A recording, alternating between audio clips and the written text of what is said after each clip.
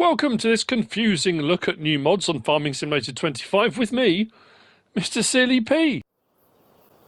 Ladies and gentlemen, it is Monday. It is the 17th of February. We've got a couple of new mods and we've got a couple of updates. I want to be honest with you. I'm an old guy now, and I was having a bit of a nap. I'm not going to lie, I was having a bit of a nap.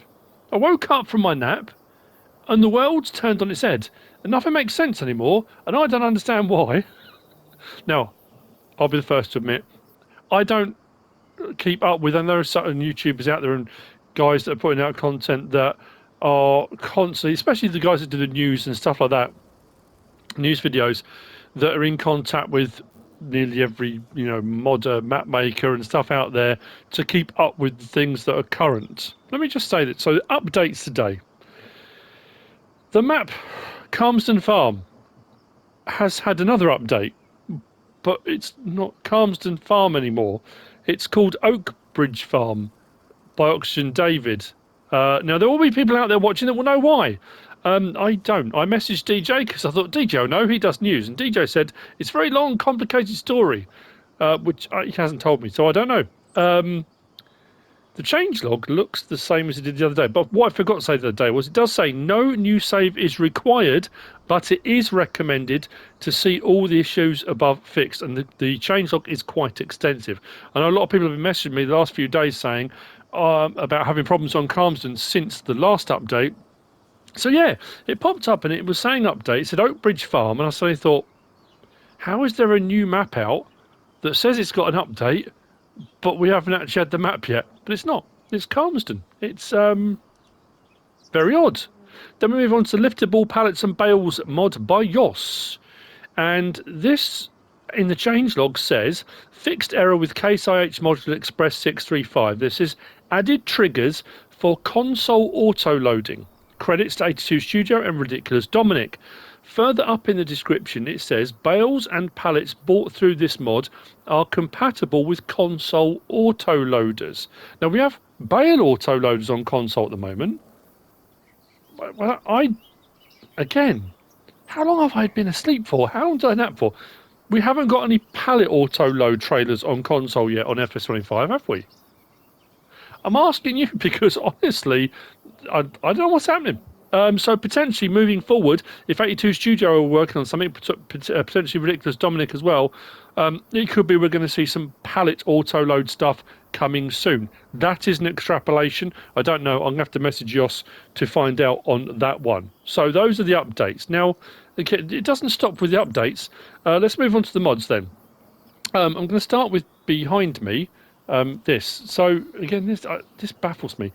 This is the Schäffer Miniloader 23E and Wallbox by Moppel. 5.4 megabytes download. The Schäffer itself is 6 slots. The Wallbox, we've got -5. And then we've got the bucket, which is 1 slot and holds 1,000 litres. So again, I don't like to knock modders or anything like that. That's just not what I do. But what I'm baffled by is, if you're going to bring out electric charge wall box, and this is the old wall box, and it's really nicely made and detailed, don't get me wrong. This is the new wall box, very fancy. Now, this is the wall. I just put a shed in, doesn't matter, because these come without. And I had it initially, and this was just hanging in midair. So I thought, well, it needs to be on a wall, doesn't it? Let's do that. You drive over to them and it will charge up your electric vehicles. Very nice indeed. This, other than the fact that it's got wide tyres, is exactly the same as the base game version. So my question is, why? Fine, bring out the wall box, but I don't understand. There's not even any... I mean, I'll show you. Look, front loader tools. The front loader, shall I say. 23E, 57,300. 23E, 57,300. Yeah, 23E, 57,300. That was 4 slots. That's 6 slots. Options on it: wide tyres or standard. So wide tyre is the only option. There's no colour option, nothing like that. So I thought maybe it's the battery capacity: 15.65, 31.30, and a license plate option. The base version: 15.65, 31.3. So we've got a license plate option on there and a wide tyre on the new one. That's it. So yeah, that's that. And if we come across our loaders, and we've got a universal bucket there, 1,600. It's a Schäffer Miniloader bucket. Takes everything that says down the bottom there. No options on this. You get it just like that. Again, no colour options or anything. It comes like that. But again, we've got the all but universal bucket, same price, 1,000 litres. Takes just a little bit. I mean, it's a little bit deeper, a little bit wider, but it holds the same amount. I don't know if I've just woken up from my nap particularly crabby. I'm just a bit baffled. I don't know. So yeah. Anyway, let's go and have a look in the build mode. So under build mode, under tools, for 800, we've got the old version just there, 5 slots. For 1,500, we've got the new version there. No colour options. I don't think there's any option on this. No. For customization, and as I said, it depends. Obviously, you might want a wall. The other one, you might want freestanding. You might want up against, I don't know, whatever you like.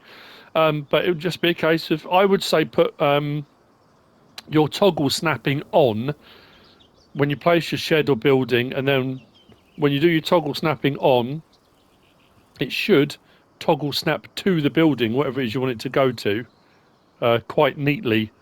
If you do that, and that would be the same with both of them. That would be my advice. What I am going to do though, because that's brand new and doesn't require any charge. Did I get this one electric? I don't know if this is going to require any charge or not. Potentially. Well, I don't think it does actually. Because that little Schäfer's brand new and it didn't really require any charging. So when I backed up to it, nothing happened. But I mean, that's what they're for. You don't do anything, it just... Normally bottom right it will say your electric charge and charging if it needs to charge. There's no buttons or anything to press, you just go over to them and they will charge, as far as I can make out. I'd like to say, I apologise if I don't want to come across as negative or a downer. The charge points I get, I mean, yeah, that makes perfect sense. And there's nothing to say they're not going to charge up other vehicles and stuff you've got that are electric. So, yeah, absolutely. There's some I don't get. Yeah, anyway. But there you go, that's that. That's the Schäffer Miniloader 23E and Wallbox by Moppel. And then next we have got this. This is the Lizard Tornado 550 by Prisemic 23433. 7.39 megabytes download, 6 slots, 5.5 meters wide. It is a tedder for turning your grass into hay. You will find this in that particular section, just there under tedders, just there. 8,800 for your base model. 50 horsepower required, so not very much at all. We've got stickers 1. We've got stickers 2, which changes the red lizard stickers to green stickers. And it's got a new sticker down the right leg on that. Say leg, arm. And then if we go to 3, it puts the older sort of decals on it. I say older, I mean, they look like older decals. Maybe they're newer decals, but they look older. Attach a colour is the front section, so we can change that, like that. Metallics and mattes are available. And then we have got the colour of the protective barriers. I put them orange, but again, you can pick anything you like, so you can see them nice and clearly, especially when you're in your vehicle. If they're the same colour as the vehicle or the actual piece of machinery, and if it's green and you're doing grass and stuff, I would say it probably makes sense to have it a brighter colour so it will stand out. I mean, go white or metallic or whatever you want to do, like so. Those are your options. So, what we should be able to do is jump in here, unfold it.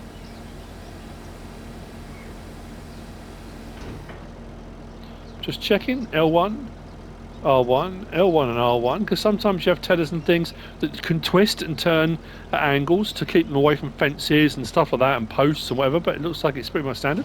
We'll turn it on, drop it down.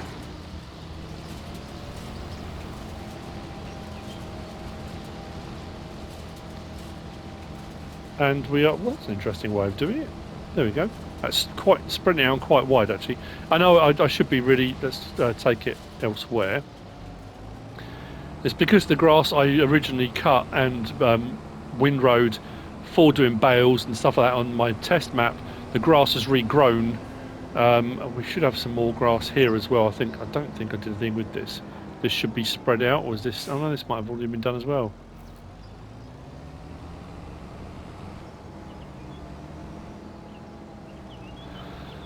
Looks like, I mean, that's what it does. It tends. It's pretty straightforward.